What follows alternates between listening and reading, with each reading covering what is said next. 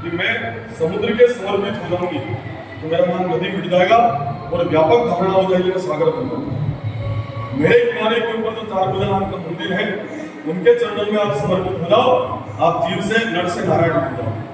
जैसे वो नदी समर्पित होती है और सागर बनती है, जैसे ये जीव समर्पित होकर नर समर्पित होकर नारायण में समायोजित हो, या फिर किसी पहाड़ी के ऊपर अपने मुख्य तीर्थ है क्यों चरित्र की ऊंचाई से ईश्वर को प्राप्त किया जा सकता है। चरित्र की ऊंचाई श्रेष्ठ आचरणों से ईश्वर को प्राप्त किया जा सकता है। तो इसलिए समस्त मुख्य तीर्थ या नदी के किनारे है या किसी पहाड़ी के ऊपर।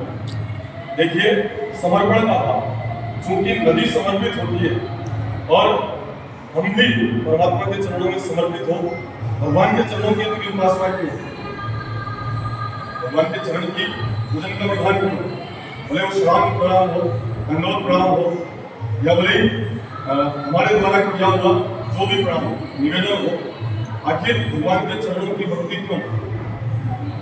क्योंकि इसका एक कारण है। एक बार भगवान सब कुछ दे रहे हैं, जो भी आज उनके दरबार में जा रहा है वो प्रदान कर रहे हैं, ले जाओ, जो भी आ रहे हैं कुछ लोग प्राप्त करके जा रहे हैं। और अचानक भगवान एक चीज छिपाते हैं अपने चरण के नीचे। लक्ष्मी जी ने रात्रि के समय पूछा भगवान अपने चरण के नीचे क्या छुपाया था? तो भगवान कहते नहीं ऐसा कुछ भी नहीं, आपने कुछ छुपाया था। तो भगवान ने बताया कि मेरे चरण के नीचे सुख और शांति मैंने छुपाई है। अब जो कोई व्यक्ति भगवान के चरण की पूजा करे वो सुख और शांति को प्राप्त करे। इसलिए भगवान के चरणों की उपासना है।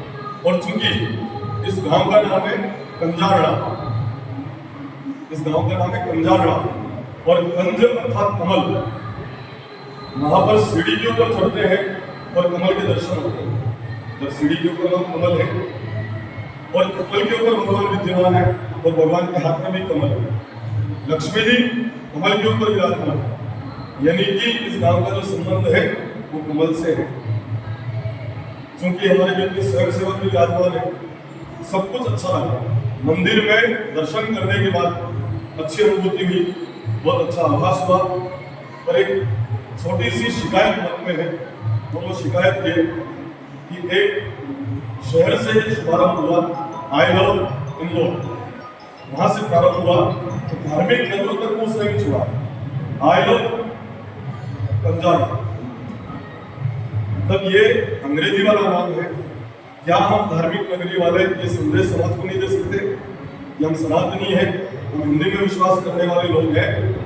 मेरा प्यारा पंजाब, आई लव कंजारड़ा के बजाय मेरा प्यारा कंजारड़ा हम नहीं लिखा सकते? ये धार्मिक नगरी है और यहाँ पर जो भी आए धर्ममय वातावरण उसका बने, हिंदू हिंदी और हिंदुस्तान के प्रति समर्पित हो। सबसे ज्यादा अगर किसी देश में उसकी राष्ट्रभाषा का अपमान होता है तो वो हमारा हिंदुस्तान।